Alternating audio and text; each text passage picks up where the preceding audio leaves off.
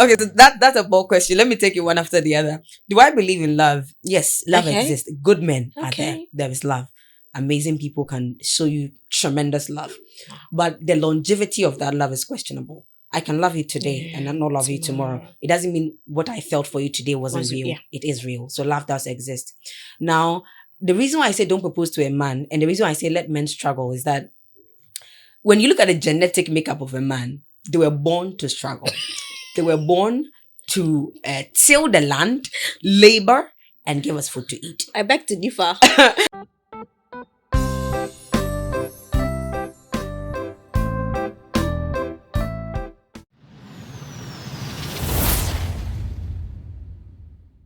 So, most people focus on building their beauty, and others too, just their influence or how they can talk. But the rare ones focus on the two. They build the two together. And mostly, those are the people or the voice that people can trust. So you're welcome to another insightful episode of Around Life, right here on SND TVGH. You know the name always, Empress Rebecca Arthur, your Huckleberry. And today, my guest is an intellectual woman. I mean, I can say she is one of the women that the voice even comes before the face. Yes, at least per the little observation I've made the past week. That is what I have seen. She is a corporate MC, presenter at Beach FM. She is CEO for Nest Organis. She's also into public speaking. You know one thing, people admire her for her confidence. I also do. Her communication skills, business mindset, and on top of it all, emotional intelligence. But I want to know, and I know you also want to know that beyond the microphones and the polished deliveries, who really is Ida Blankson? Ladies and gentlemen, that is our guest for today. You're welcome, Ida. That was a very beautiful introduction. Thank you. Thank you. You look beautiful, by the way. Not to say. You look beautiful. You look very You're beautiful. looking great. Thank you. So who really is Ida beyond what we see or hear? Wow. I don't think that I've been ever asked this particular question before, considering that this is the first time I've ever appeared on any podcast whatsoever. Most of the times I am behind the microphone addressing a number of people, so I never get to sit and have people to ask me questions like this. But who is Ida Blankson? So I'll be 24 in July, 10th July. Wow. Yes. Just 24. Bring me gifts. and you, okay. Yes. We'll come there. I'll be 24 in Wow. July. So if you ask me, I do not really have a very huge portfolio, but I schooled in the Western region. I went to Vienna International School and I proceeded to Infantement Girls. I studied business and it was not intentional. You know, my dad was like, go and do business because that's where the money is. So I went there and I developed love for business. And I also continued at TTU where I did procurement. And I'm currently working at Beach FM. I know it doesn't tally because I'm doing business and I'm working at an FM station. I think it's talent and career, as in Together. where what God gave you and what would give you money, realistically speaking. So it's out of passion that I'm working at Beach FM. But myself, my career line path is definitely business. So some were saying they can't wait for such interview. The last time that I posted on my status saying I can't wait to have you on SNG. There is this guy called Elton. He was like, this girl can speak so well. So I can't wait for this particular episode to be hearing. Amazing. How were you growing up? What kind of person were you? Quiet, curious, harsh? I think I was very outspoken. And the thing is that when you're growing up in a local community in Ghana, they think that when you're outspoken and you are overly confident, they presume that to be you being rude and respect. being impenitent, if I'm to say. Yeah. So I was very outspoken. I would speak my mind and my mom would always shut me up. My dad would shut me up. Okay. And my dad wouldn't shut me up. My mom would, but my dad would always encourage me to, you know, say whatever I want to say, you understand? So I was very outspoken and very loud. I remember back in VRE, every names of talkatives, my name was and they write my name even before they start the They list. know you will talk. They know I will talk.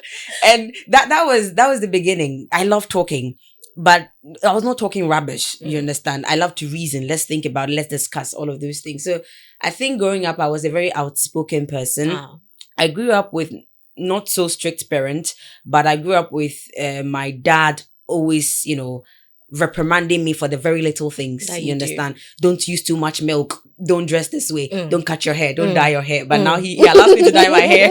Don't. So I grew up with a very reprimanding dad, and he would always correct me when I'm wrong. My mom was really the free type, like make your own mistakes and correct them. Okay. So growing up was not so challenging. Even financially, it wasn't until now. Until now, you mean? Until now, it's a bit challenging because they think I'm grown, so I can take care of myself. But I need you money. can. You can. As a CEO, I think you can. I need extra. So Ivy, you speak so well, and some people assume that you're not from Ghana or Takrady. Wow. Yes. So is it the VRA International School that you went, or are you naturally somebody that you like to read and maybe pick your accent and your communication skills from movies? How did you get here? It's an interesting background. I haven't really thought about the exact time when I realized that I could speak well. Your father is a white man? My daddy is not a white man. My daddy is not white. My daddy is actually from Sekendi, and my mom is from Sunyane. But if I am to track how I developed that sort of love for speaking, I would say that it started off when I was in VRE. Miss Bramson was my English teacher, and I never had above 60% in her her exams, and she'd always in English. Wow. And should always punish me, and by punishment she would say go and clean the library, and it was a tedious job. Until one time we went out and we wrote a mock around Abuaze, and out of the mock I got 80%. Wow. And I was like, was that the first time? That was my first time getting 80 in English. And I was like, I don't know, I was that good, you understand? So that was where the consciousness started that I could be good in English. And away from that, I think another story like that happened. I'm trying to remember, but a lot of stories built up to me learning how to speak properly, understanding English. I had a very casual advice from one of my seniors. He said that make sure you read a dictionary. So I picked up the dictionary and I was reading every single word, like from A to Z. I didn't finish it in a day. That explains it. How would I pick a dictionary to read? Exactly. I mean, I only take my dictionary when I want to find out. When you want to find out a word, but people don't pick it up to learn new words. So I pick it up and I learn. And I think my first word when I opened, it was just very random at first, was ransack. And I was now to ransack. What's that? The word ransack means, so somebody can just barge in here and steal a couple of things, you understand? So they've ransacked the room. It means they came to they came to steal a lot of things, loot things here. So that was my first word. I remember using it in my BEC comprehension, the word ransack. So I pick up the dictionary and I read it, very often. And I also listen a lot. And I watch movies a lot. The very movie that taught me how to speak well, because knowing how to speak well is different from knowing how to pronounce words. True. People can confidently put out words, but they're not pronouncing it correctly. True. Yeah. So I think my very first movie I watched that taught me how to speak very well was Merlin. I watched that movie and I watched it with subtitles, so it helped me a lot. So I think that was what has mounted up to who's sitting beautiful. here today. Do you think Infantiman Girls shaped your confidence also in some ways? Yes, Infantiman Girls did, in a very controversial way. It did, because one time we were in the classroom, and before that, I used to do I used to 30 minutes before prep, I used to come and say, guys, come and stay real with me. So I do like I'm hosting a program where I reveal people's secrets, and they are real secrets. How do you get to know? And they hate me for that. I get to know. They hate me for that. So I say staying real with Ida, and I try to do some of like a hosting thing in classroom. So one time, Mr. Agozo said that Mr. Agozo was then our assistant headmaster. And then he said that, they are doing sort of like a program. They want people that can say poems to come. And my classmate was like, come on, Ida, you can do it. I had no poem in mind, but I remember I had revised something about education, and I went and I said it. And everybody was surprised that I could speak well. And I was like, of course I can speak well. So from there, I think the very next month, Mrs. Obeng came to the classroom. I was not around, but she left an instruction. And the instruction was that when Ida comes, tell her that there's going to be a debate competition. And whatever be the reason in the world, we must win. And when I came, they told me that. And I was like, this is a challenge. And I took it upon myself. So Infantiman Girls, I had my first debate competition there. There were it was zonals. We went for super zonals. We went for the regionals, and then later we went for the nationals, the 23rd national quiz, debate quiz, and it was amazing. We won. Speaking of speaking of debate, you were the inspiration behind my win at Miss Western debate between but you told me it was my first time ever. I didn't even know how to say. See, they have some terminologies in saying it. I didn't know all of that. But you told me you could, and there was this lady, your friend Anas. Yes, she was also talking to. I'm like, okay, at least if Ada says I can do it, then I think I can do it. That is true. Debate has a way, and let me just put this on the floor.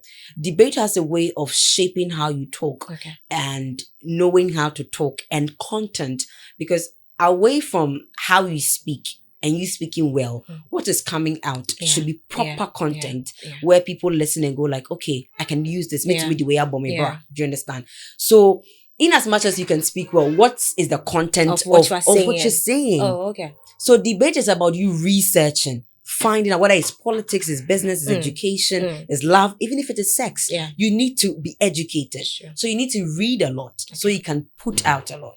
So just about the articulation, that one is just the answer, but the content is important. I understand. Now, fast forward, I got to know you from TTU, Radio Premier. Was it when you intentionally decided to venture into public speaking? How did your radio start? Okay, so radio... So it was just one time I was there and I made a post on my status. And this post, I was talking on Radio Premier, right? And I had somebody on my contact. His name was Cooper. So Cooper texted me, he replied to that status and was like, thank God. And I was like, thank God for what? And then he said, well, I've been looking for somebody to host the radio debate on Radio Premier. And I found you. And I was like, oh, really? Okay, I didn't even know then that TTU had Radio Premier as Radio Premier as the school station. So I was like, okay.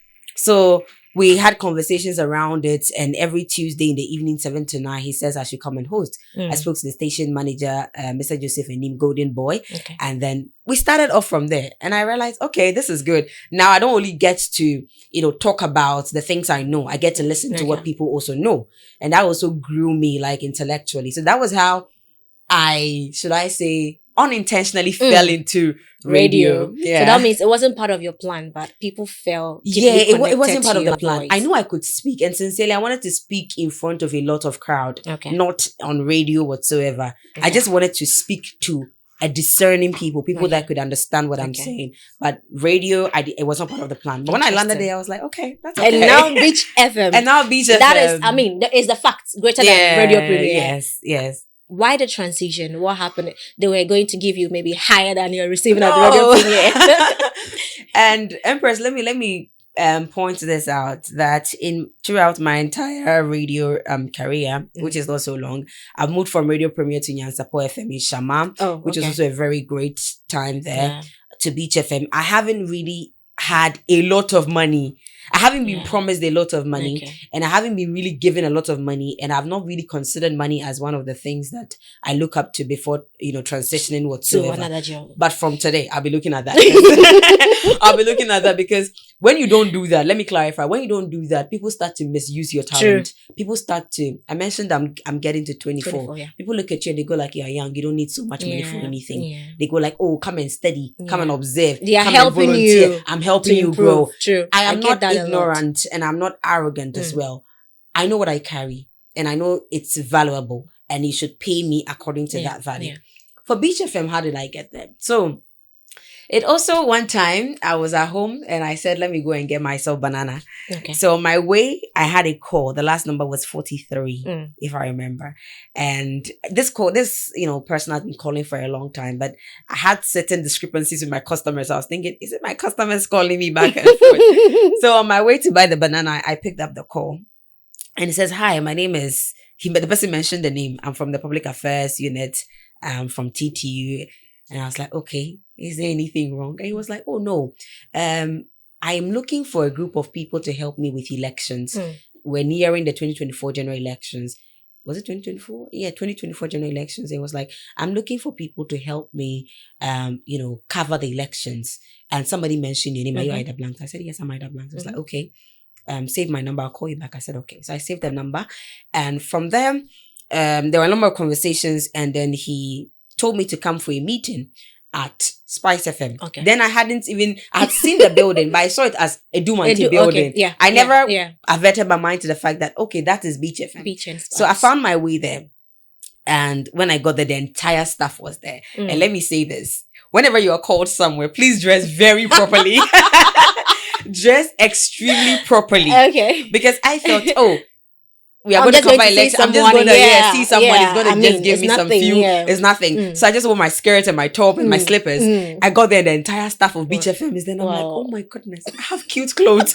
Don't judge me. I have better clothes at home. That is why I'm sometimes against the first impression thing, especially on appearance. Exactly. Yeah. Because if I knew that the entire staff, the HR and everybody was going to, though they did not criticize my dressing, but I felt very left out. Okay. You understand? And that was just by the way. So I got there and we did the entire presentation, how we're going to cover the elections. I was situated at a Hunter West. After the entire meeting, I was supposed to ask a question. So I raised my hand and I asked a question. I asked them that, are we going to do the elections alone? As in, am I going to cover it alone or somebody? Yeah. I spoke for just like 30 seconds. And after everything, the HR called me and said, and I was sitting in front, the HR was behind me. She called me and said, and her name is Madame Portia Ifabwachi. She called me and she said, I love the way you speak. I was at the back and I heard your voice and I feel it will sound good on radio. So my boss will be in this week. Come and let's discuss if you can join us. You understand? It's like I'm looking at Oprah Winfrey. That was just how it started. And I was like, wow. And at that time, I was like, am I going in or not? Because I was still schooling. And I was like, okay. So I went home. I think a week later, she called me that Mr. Dumante is in town and that I should come so that we see him. I dressed properly this time, very properly. You're sure of what you're going to. I came in and then, I spoke and Mr. Dumante was like, I'm good. And he asked me a very peculiar question. He said, so where do we put you? And I was like, well, I was doing entertainment back in Yansapol, so I like entertainment. He was like, he looked at me for like 10 seconds. He was like, no, put you on the morning show. And in my head, I'm like, I've never done politics. Before. Like, I've never criticized politicians and everything. He was like, go there, learn on the job and be versatile. And I think I'm catching up. That's beautiful. Like I said in my introduction, when I posted your picture, people were like, oh, so this is Ida Blankson. Like, where do you know her? We hear the voice from Beach FM. How do you feel when you get to know that people know the voice? You can even be in a car. Some people may be talking about Ida, not knowing you are the one sitting beside them. How does that make you feel? I'll tell you a story. One time I was coming out of my house, I was coming out of a friend's house in Vijay and I'm trying to descend the hill and I see this man driving. I don't know much about cars, but this was like the latest Benz in town. It was so beautiful. I know it's very latest. I don't know the specs, forgive me, but it was very latest and super expensive. Wow. I saw the car and the man stopped and was like, if you're going to the junction, I can drop you. And I was like, okay, fine. Besides, I was tired already. So I joined the car. And he was like, where exactly are you going to? I was like, I'm dropping at Spice FM. And as I was speaking, the radio in his car was tuned into a different station. Okay. And then he was like, oh, do you work here? I said, yes, I work here. And I was like, he said he likes to listen to this particular radio. Okay.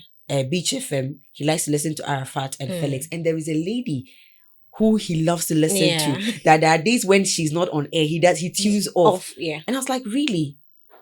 What's the name of the lady? And he said, is the name something Blankson? And I was like, am I that Blankson? He was like, wow! And I was mesmerized.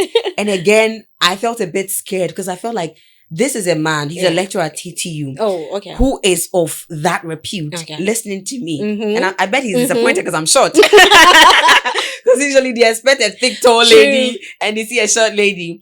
And I was so like humbled with that. That's when I realized that I've got a lot of people listening to me, big men listening to me, young people listening to me, and they love my contributions. And I go like, okay, I'm getting there. This is becoming so interesting that I think my 30 minutes will not help me because what I planned for has diverted. There is more. It's like we are just talking. Yeah. So speaking of, you was expecting to see someone maybe TikTok. Do you feel intimidated when people picture you to be something different and then they see you to be something different as well? It's the word intimidated. I think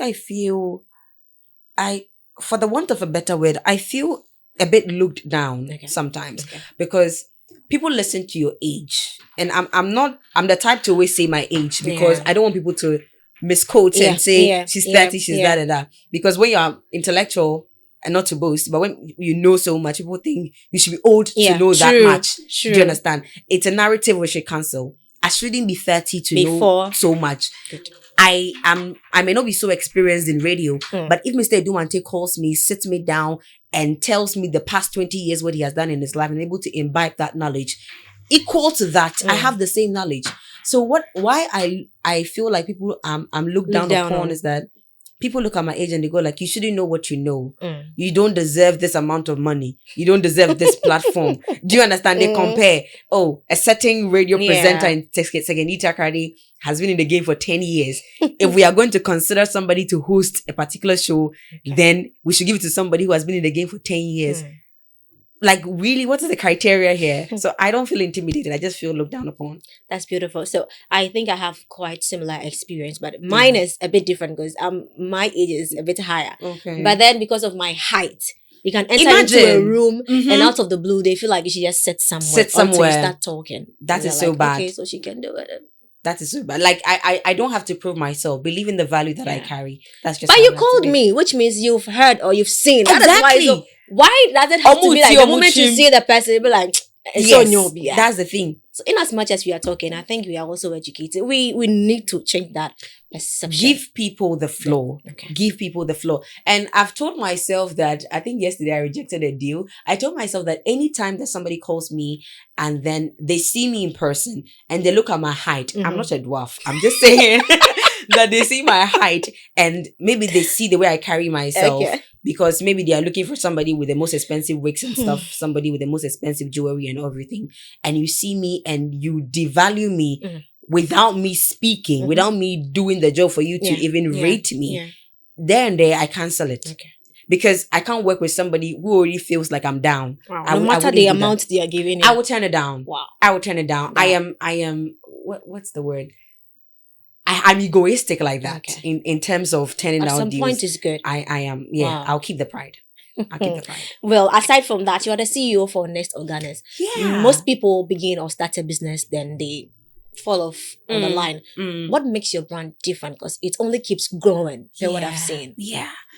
Well, what makes Nest Organics different is the personality behind it. Okay. You understand? A lot of people are selling products, but a lot of people are selling hair products and skin products, but the personality behind it, is different. So what makes Nest Organics different is that I am the one managing it. I am the one making the product. It is Ida. Yes, it is me. I am the one behind it. And that's what makes it different. Okay. Whatever else is on the market is somebody else behind it, but that you're buying from me is what makes it different. It's coming from my hands, That's beautiful. Yeah. And then you said to prove a point that your hair product is legit or organic, just like organic. You had to trim your hair to prove a point. It doesn't happen often. You don't see it. Yeah. Because I want to prove to you that this hair product is original. So I want to trim my hair and start using it for maybe a time frame. Yes. I think that myself, I don't really like long hair. Okay. And this is also a controversy in my business where people say, oh, you sell hair products, which grows the hair. Why is your hair always low? Yeah. Yes. First of all, I'm not a fan of long hair. I'm very hairy. I don't know if you can see from here, but I'm very hairy naturally. But I don't like long hair. Hair is like all over my neck. I don't like it because I want to bath my hair and I want to. And I suffer from migraines. I really don't want to have a lot of hair on my head and I'm really, you can't even sniffing put here water and there. in it. Exactly. So naturally, I like low hair. And the Sakura was one of the best hairstyles I've done. And I really wish that I could keep it. But I did that so that a lot of people could see that the product actually are very, effective. So it proved a point. And it has actually, improved the business in terms of sales to a point where I see that, okay, people like transformative stories. So it's amazing. You are just unique. I think that's the only word I can say. Thank you. You once posted that if a young lady wants to start a business, Nest Organics is there for. What did you mean by that? Are you looking to groom people or help people start something on their own or... Yes, I think that one thing that I'm interested in is helping people understand the nature of business in itself. Okay. What I hate, and I use the word on purpose, is when people start businesses and it fails. And this is not even feminism something. It's not even about women. Okay. It's men and women. That you start something and it fails. in the aspect of business, I get really pissed off because I'm like, anything any human being can do, you should be able to do it. So if it failed, why did it? When it failed, why did it fail? Exactly.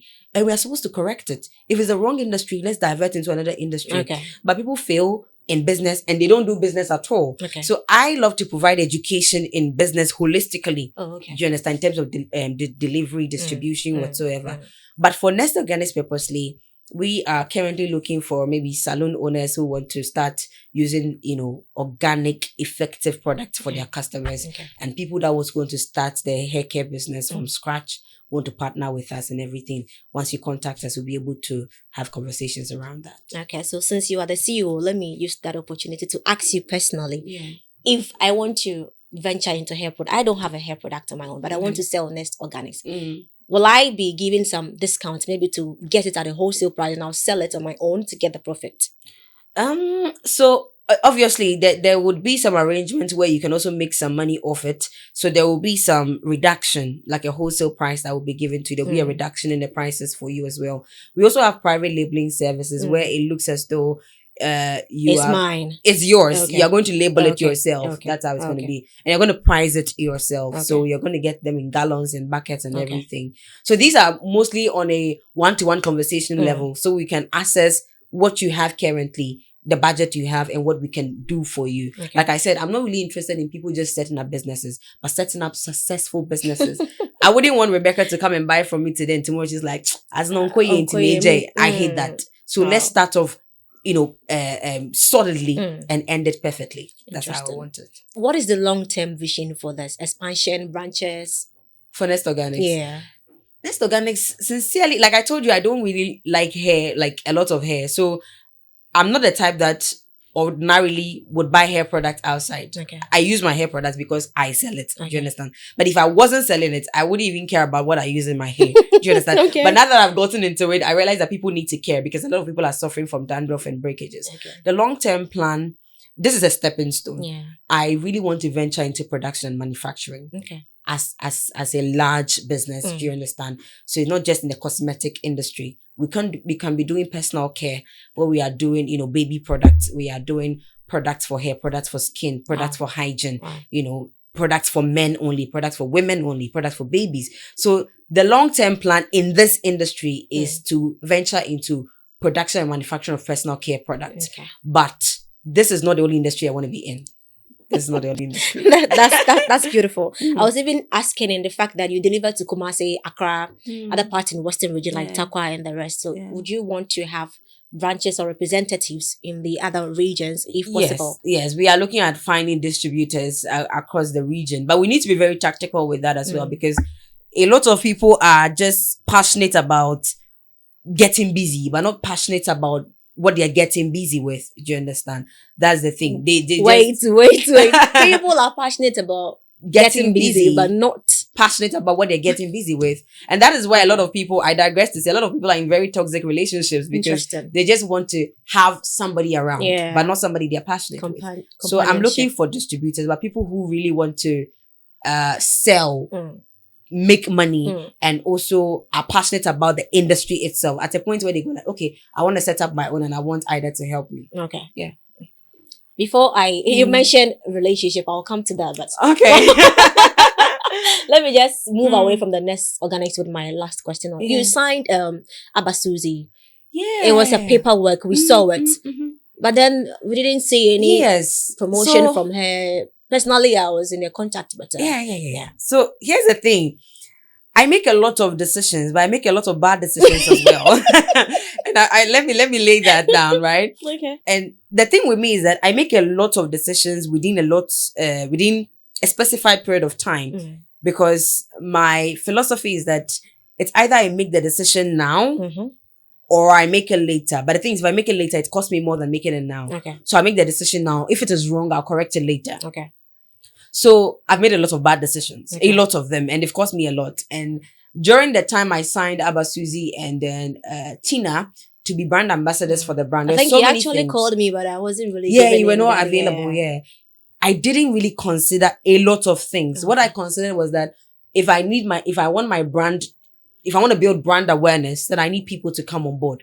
I didn't consider the fact that these people would more or less travel. They will go to school. Mm. I wouldn't get them on a daily basis. I may not even have the funds to push certain content out there with them. And I didn't consider their personal characters. Okay. That is Abba Susie passionate about hair? Okay. Does she care about her hair? Okay. Or she cares about modeling and helping people and leadership roles? Yeah. Does Tina really care about her hair? Or she cares about putting on wigs and dressing in the most fashionable clothes? Okay. So if their values do not align with the values I have as a business owner, then I can't work with them. That's beautiful. So it was a terrible decision. That's it. In other words, if someone wants to hire somebody, Yeah. they needs to look at the character And the values they carry. the personality, and everything. Yeah, that is it. That is it. That is something that you don't get often. This is like a free lecture. Are you single? Very much so. Why? So I had my heart broken in 2021 You see that a lot. by a boy called Kabna. Kabna. Kabna broke my heart. Kobe. Yeah, I had my heart broken in 2021. And it was should I say the second or third time? No, the second time I had madly fallen in love. Hey. And my heart was chopped into pieces. I don't think it was intentional. I'm not surprised you're saying Kobe. It's not well. My heart was chopped into pieces. And the reason was that he fell in love with another person. And it's understandable, you understand. But from there, from 2021 up to now, I've not really seen any impressive man. Everybody is just now. They are not impressive. Is it that heartbreak have an impact? Because that is my situation right now. And what I hate is to say you are interested. I tell you I'm not. Then you try to persist. It just pisses me off naturally. Well, for the persistence, it actually excites me. It's a dopamine rush for me. So I you're like part it. of the reasons why guys like doing that. I don't like it. I like it. But I don't like it when you keep persisting. It gives me this adrenaline. It's nice. But the heartbreak, I have healed from it. I don't think it's a heartbreak causing me to be single or something like that. Like I said, I just think men are not impressive these days. And I've not really seen any ambitious man so far because the dreams I have, they scare me. I want to travel. I want to be adventurous. And if you meet a man who is mediocre, who feels like I want to work for the government and take my salary, that is not my standard.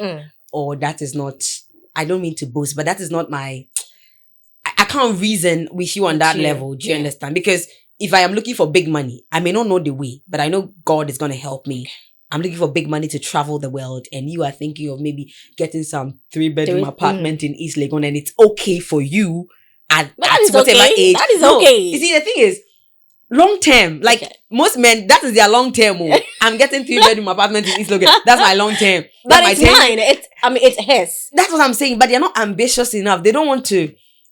I don't know. Like, are you saying wanting to have a 3-bedroom apartment is not being ambitious enough? No, it's not. It's not. In this economy, it's not. It's not. You don't mean it. No, it's easy Having to get. 1-bedroom apartment right now is not easy. I am getting 3 bedrooms and you think I'm not ambitious enough. I mean, as a man. We are living in a country where there's so much hardships that whenever you get something that is little, you are so much grateful that you forget that you can even get more. I agree with that. Do you understand? Yeah.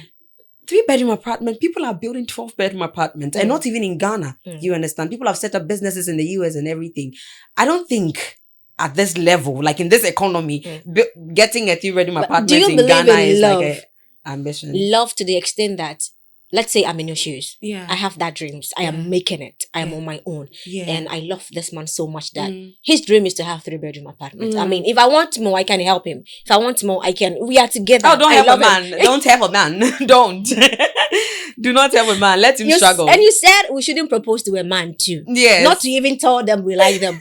Why shouldn't I help a man? I mean, if I love him, why shouldn't I? Okay, so that's a bold question. Let me take you one after the other. Do I believe in love? Yes, love exists. Good men are there. There is love. Amazing people can show you tremendous love. But the longevity of that love is questionable. I can love you today and not love you tomorrow. It doesn't mean what I felt for you today wasn't real. Yeah. It is real. So love does exist. Now, the reason why I say don't propose to a man and the reason why I say let men struggle is that when you look at the genetic makeup of a man, they were born to struggle. They were born to till the land, labor, and give us food to eat. I beg to differ. That was somewhere 17s, 16s, but now. And that, everybody should stick to their struggle, Well, okay. That was what a man was supposed to do. Okay. And women were supposed to give birth, go into labor and everything. Okay. At a point where you deprive a man he's suffering. And you say, oh, let me just help him, give him funds, let me set up a business, let's do this together. It gets to a point where that man feels like, okay, now that I have what I can, let me pursue my own dreams. Okay. Whoever feeds you has control over you. And that's how men feel. Men don't like to be dominated. They don't like to be controlled. True. And once you give a man money, he feels like you're controlling him. Okay. He'll be humble about it. A poor man is always humble. True. Do you understand? True. So don't feed a man. Don't give him money. Let him struggle. When he finds his feet, he'll keep you. That's just how it is. And if you're going to give him money, then it should be on a loan basis and it shouldn't be a romantic relationship. Okay. I'm trying to change your mindset on the 3-bedroom thing. Oh, nah. It's not little. It's not an achievement. It's 2026, you have a 3-bedroom apartment. Aren't you scared people are going to say, oh, this girl likes money. Even if I like it, I won't want to approach. Oh, okay. So, well, that's fine. That's fine. It means you don't have money, so don't even approach. No, that's okay. That's fine. It shunts away. It's like you sieving, chaff out of, good beans. So the chaff will just move away and then the good ones will come and then you estimate and take the one that is okay. But let me also lay this. The fact that I'm saying that having a 3-bedroom apartment is not an achievement does not mean I have a 3-bedroom apartment, because somebody is going to be in the comment section and say that, oh, does she have a 3-bedroom apartment? It's true. People I don't have a 3-bedroom apartment, but I'm just saying that at this point, if I get it, it's not an achievement. Okay. It's just something I've been able to do. Okay. Let's move on to the next goal. Okay. Do you understand? That's just what I'm saying. Well, at Beach FM, you do interview people. Like you said, you get to ask questions. Yeah. And now you are here. But then I mean to ask that people pass through your hands and your channel. Yeah. What would you say about the Western regional industry, creative industry? Creative what is your industry. take on it? Musicians, dancers, journalism, like radio, TV. Wow. How do you see it? If I knew you were going to ask me this question, I would have come up with my teasers, because I have a lot to say, but I will summarize it. There is some form of toxicity and bad energy in the creative art industry in the Western region. And the reason why I say this is that I follow a lot of news. Okay. And whenever I speak based on the character of people. Okay. I am somebody that is very observant on the character of people. Okay. So if I'm criticizing people, I don't criticize where you are. I criticize your character. Okay. So many people are irrelevant in the Western region. Okay. Super irrelevant. But they build numbers and people are afraid to talk about it and talk about them, and they call themselves gatekeepers. So people are like, okay, if it is coming from, I'm so tempted to mention a name, but if it's coming from, let's say, this person, then okay, that is the news. So you see that you'll be there and just anybody. I was about to use a bad word, forgive me. Some messy news will come from nowhere. Yeah. This blogger is posting, that blogger is posting, this person is putting their mouth inside. All of a sudden, it's a movement. Yeah. And everybody's reposting. Agenda. And I go like, what is this? What conversations are we having? Like, really? I sat here to say the bloggers in the Western region do not really research it. I had a problem with that. Research. I said what I said, Girl, you were right. They don't do research. They flout the English around. They put out words. Anything. They don't do proper interviews. Like, for instance, if you want to give your opinions, that's okay. So when you're speaking, they say, in my opinion, I think, yeah. But if you're coming to give a factual statement, if ministers have spoken, projects are stolen, and you want to speak to it, you need to grant relevant interviews in that regard. Yeah. You don't come and just spill things out there because you have a microphone and a camera. So for me, I feel like it's a toxic space and nobody is really controlling the narrative in that space. Okay, say something bad has happened in the creative art industry. I need an intellectual mind to engage. Who do I call? Anybody, any name on top of your mind. Who do I call? Nobody is really the gang leader here. So everybody is just like, it's just like ants around sugar. Everybody's just around trying to get a taste, but nobody is really leading the conversations. And that is really bad. Everybody's just taking bits and pieces of it. It doesn't make it attractive. It just makes it like a hula baloo. Everybody's just saying anything. Yeah. So in your opinion, what do we lack? Or what can we do to improve on such? Okay, so we lack proper conversations, right? With proper minds. Let me put it that way. We need a proper human being to own up and say that we are going to lead this conversation. Look at the demonstration that happened yesterday. Everybody's just talking about few things. Somebody needs to lead the charge. Yeah. Do you understand? Say that Takrady creative art industry, this is what we are also doing. Yeah. Has it ever been, and I'm young, maybe you can enlighten me, has there ever been a program where all the creative art members in Secondary Takrady have come together to draw ideas, to talk, to have conversation. But it didn't come. They didn't I would say come. out of 100, only just about Who 20. Who led the charge? PM. Okay. PM, the presenter from YFM. And people didn't come. But those who came, what became the impact of that conversation? You see, the issue is nobody has the, should I say, vim to talk. But then after the program, they get to surround themselves. And then they speak behind the scenes. That is what I observed. You see, you should put people to order if you want to lead a charge. You should put people to order. And I don't know the logistics that went into it as to the invitations and stuff. Because the caucuses in the creative arts industry in the Western region, it just, I don't know. So I went for this play. I told you. It was in fact, it wasn't even organized here. It wasn't it was from Accra. Oh, dialogue, yeah. So it was organized from Accra and invited you guys and you didn't even go and watch. So the vim we lack, the confidence we lack. Yeah. And the caucuses within, you see, I'm so tempted to mention it. You see girls, they will group, they call themselves this type of girls. Then the gangs and then they are reposting themselves and I go like, we are joking. People are dominating conversations with like women of valor. Are having programs where people are sitting and inviting prominent figures to come and have big summits and workshops. Impacting knowledge and stuff. Yeah. Okay, when Kofi Kenyatta did his Made in Tadi Summit, I was expecting that we'll have all these brilliant minds up on stage speaking. Who was there? Obi, Futuristic Kwame, and there was another lady. All from where? Accra. But they are creative minds. True. If you are really creative, why were you not invited? Not invited to come and watch, invited to speak. But if you're really creative, let's say I am creative, but I can't just tell them to invite me. Maybe they don't know I am creative. How about that? Because to me, I think there are one or two people who could have spoken, but they weren't invited. Or you think they are not relevant enough? Okay. Let me give you an example. As a media person, your number one currency is visibility. Okay. Are you visible? If you're visible, what are you doing? I know creative people, and this pisses me off so bad. All they post is pictures of them with music at the background.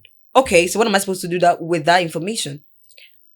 Do you understand? What am I supposed to do with that information? What if I'm making you know the song?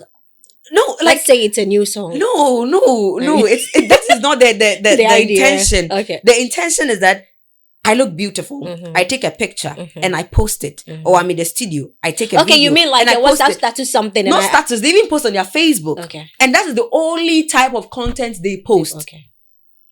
I'll give you an example. PM, for instance, is a bit different. He posts pictures and videos about the trips he does, the black trips. Black trip. Yeah, the trips that he does. Yeah. Amazing. If today I'm in the Western region, I feel like I want a group of people to go on a travel and tour something. Who do I contact? PM. Exactly. So if I'm looking for an intellectual mind to speak on business, who do I contact? Well, myself, but who? Nobody. Because all I'm seeing is a picture. Exactly. If I'm looking for a good storyteller, a podcast, somebody who can host a podcast beautifully, who do I come to? I come to Empress. Because your visibility tells me what you do. Not pictures of you with music at the background. That's how it is. So we've lost, people don't have vision and they've lost direction and they just post pictures and assuming that, because I carried a name, invite me. I'm supposed to bet on the fact that you can do well. Why do you think that keep happening? Is it that we don't know? Is it that we don't learn? Is it that we don't look up to greater people? Or somebody needs to lead the charge. Okay. It's like people know what to do, but they need a push. They need motivation. And they need someone to stand up and say, I will lead the charge. So you, for instance, you can stand up tomorrow morning and say that I want to plan a get-together at Alan Beach. I want to plan a get-together. I usually have my lunch at Noble House. So you can say, I want to have a get-together at Noble House. Their jollof is really good. Is it second cup? So it's different from second cup. I love coffee. Yeah. So let me use second cup. You are the influencer for second cup. I missed it in the introduction. Oh my God. Yes. I love coffee so much. And I think every Sunday, Saturday, you see me at second cup. So come, let's have coffee. So let's say you lead the charge and say that I want to have a get together of all the creative minds in Western region. What do you do from there? You send an invite to Ida Blankson Beach FM, KK Abanfu Beach FM, Arafat Musa Beach FM, Obendako Spice FM, PM from YFM, Mena from YFM, and the others. You send them invites. Those who come will come. If you're able to properly set the tone for that conversation, and you do that maybe quarterly, every 3 months, you're doing that, every 3 months, you're doing that, at a point, it becomes a charge that you are leading. You understand? It gets to a point where, okay, if you're going to have a big summit here in Sekendi Takrady, we need to come to Empress so that she can gather the creative minds for us, and then we can, advance on those purposes. That's how it has to be. Somebody needs to rise up. That's what we have to them doing their things here. It won't work. Interesting. Yeah. Most people would say, I think we lack this, I think we lack that, but would not tell you, okay, so what do we have to do? They can't even answer. They won't give you anything. They can only say they can talk about the negatives, but wouldn't tell you what to do. So I'm so much grateful for the insights so far. So do you think media houses are doing their best to help creatives, upcoming creatives? Others don't know what they do. In fact, I've told some people that they're not going anywhere with their music. But others too, when you listen to them, you know they're trying. Yeah. So you're asking if media houses help the presenters? No, the upcoming creatives. The local creatives that we have. Okay. In terms of like people like Wekubani and the rest. Good. Oh, okay. Thank you.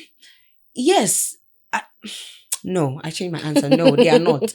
Because you see, the thing about media houses in Takrady is that we don't have money. And you need the money to run a radio station. You need money to run a media house. Let me put it that way. How many businesses are in Takrady that are running adverts on radio? So at a point in time where you come and you say, because of your talent, I should put you on, give you free airtime, it's not going to work. Because my priorities is not to advance your career. My priorities is to get enough in my books so Besides, that I can pay you're just working there. You don't own the station. So it can go both ways. That I can help you if you can also help yourself by bringing me money. So bring me money and I'll give you airtime and speak. So it shouldn't be that I am magnanimous enough and I'm so generous to just give you free airtime for me to promote you because you are just creative. That's not it. So we are not, and we have a better reasons why we are not, pushing creatives. But then I feel it's a problem because out of the blue, let me use this guy, Rigid. He's doing so well. Yeah, I saw a post on Kofi Annan's Facebook wall today. So initially people wouldn't talk about Rigid, even though we will see something great in him. But out of the blue, when we see that he's doing a lot for himself, then we all start pushing.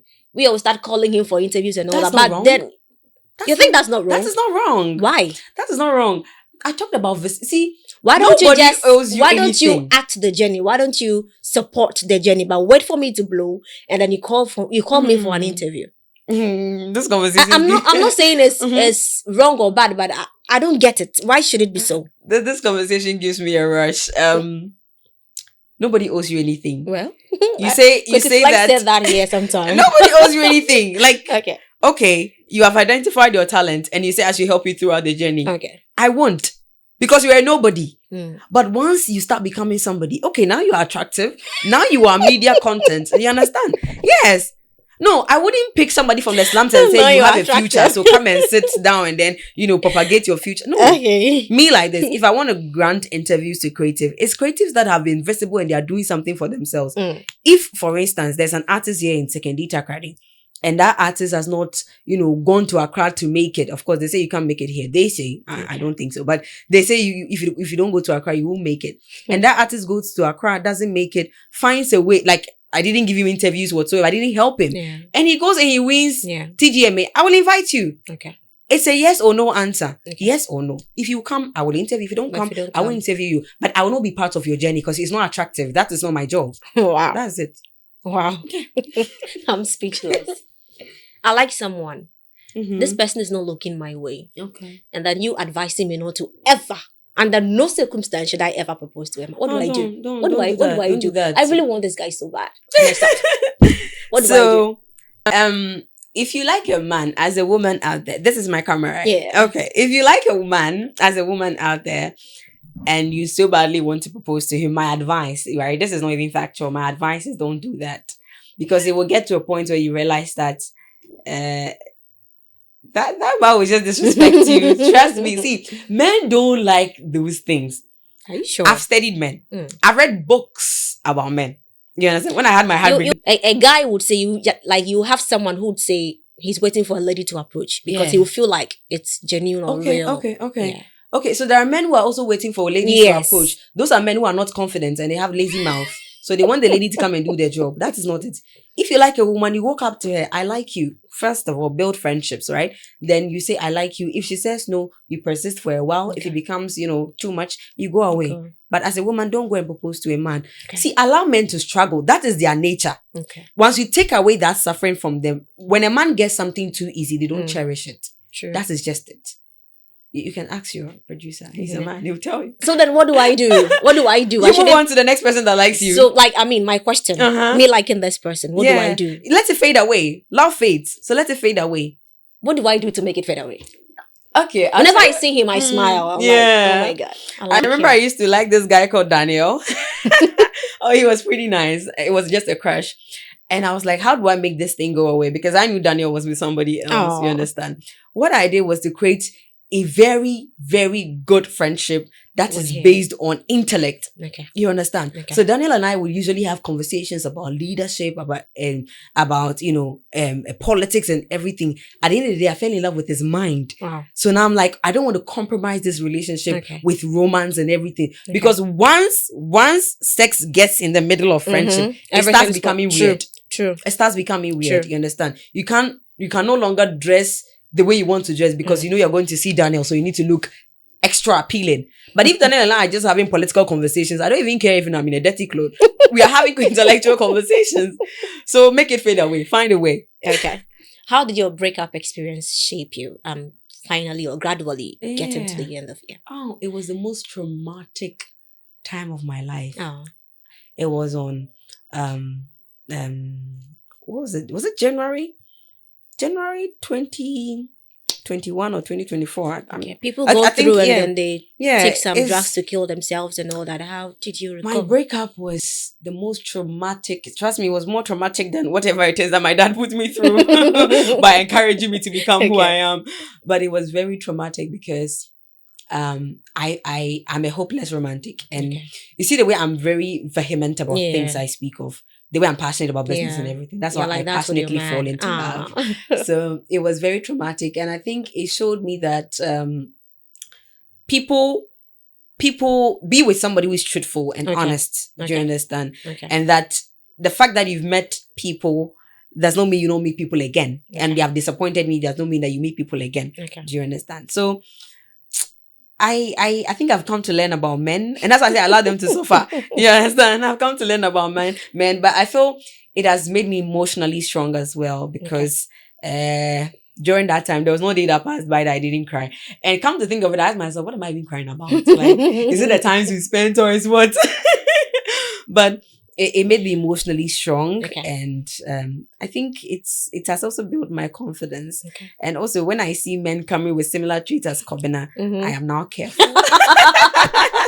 You don't want to compromise. I do not want that experience again. Anyway, I'll move to my last session. I mean, we are hitting about an hour. Yeah, this conversation is getting so interesting. I have to cut off a lot of things and just move to the last session. So I want to do this rapid fire and ask radio or business?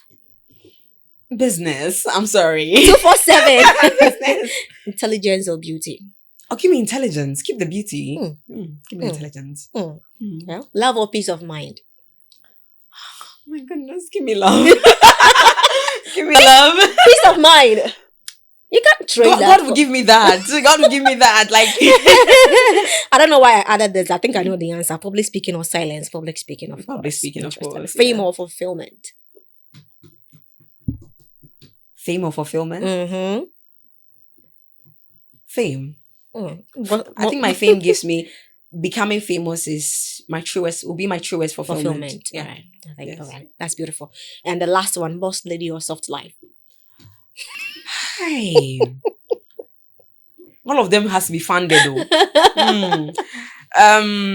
Give me soft life. I don't really like to boss around, so just give me soft life. Okay. Yeah, soft life is good. Now, my last one, from 10 years from now, or even 5 years from now, what do you want the name Ida Blankson to represent? What legacy do you want to leave behind? Good. So 5 years from now, so I'll be like 28. Ooh, that's a lot. 24, 5, 29. Yeah, I'm now attaining 24. Yeah, so let's not But it's jump. still it's this year. It's this year. So Okay, so I'll let's just say say 29. yeah. Wow. I should be married, maybe. I should have found the love of my life. Mhm. But so maybe I should be married. I should be a mother. No, I should be married, not a mother. Scratch that. I should be married. Okay. I should be one of the largest producers and manufacturers of personal care products in Ghana. In Ghana for now. Interesting. And my name should have been mentioned on several big stages, either as an MC, as a public speaker, or as somebody that is just there to share his story. And I should have traveled, nearly about maybe 10 countries. Oh. Outside, in Africa. In Africa. Okay. In Africa. Okay. So, yes, in Africa. That's beautiful. I think I'll give you the platform to say whatever you want to say. Any advice, shout outs. Okay. It's yours. Shout outs will go to my boss, Mr. Edumante. Thank you so much for giving me the opportunity. And to my family, my mom, my siblings, to my dad, Mr. George Blankson. You were not really nice, but I'm here today because of you. He's going to watch this though. But what do I say? The biggest advice I'm going to give everybody out there is that we don't have much time. You don't have much time in terms of you're going to die soon. Let me put it that way. You're going to die soon. No one knows. Yes, you're going to die very, very soon. And you don't have much time. And you need to, at every point in time, you need to know that you are running on a countdown. And any moment from now could be your last. So you need to work with a sense of urgency. That's my greatest philosophy. Sense of urgency. That when I step out of this studio today, everything that I do should count. That one day if I'm lying on my sick bed or my deathbed, I know that, okay, it was worth coming here. Do you understand? So we don't have much time. And we are running out of time. That's my advice. So whatever it is you want to do, it has to be today, not tomorrow. Like today is Wednesday, right? It has to be today, Wednesday. I don't know the time, but 11:44. 11:44. It has to be 20th this May minute. 2026. So if you have to make a call, maybe call your father, call your mother to check up on them. If you have to say sorry to somebody, or if you have to apologize to somebody, if you have to go for an interview, what's the worst that can happen? Just do it now because you're running out of time. That's beautiful. Thank you so much, Ida Blankson, for joining us today. I hope to have you again. We didn't finish our conversation. We will didn't. have to continue. We will Surely. continue whether my boss likes it. Oh, yes. And to our viewers, I think you've learned a lot. I don't need to give anything. I don't need to say anything. But then one last thing I'll say is, you see, most of the greatest brands or voices or personalities are not built through noise, but intelligence, healing, consistency, and purpose. So until you see her again. This was AroundLife here on SNG TV. Please do subscribe to our channel and share for someone else to benefit. Thank you.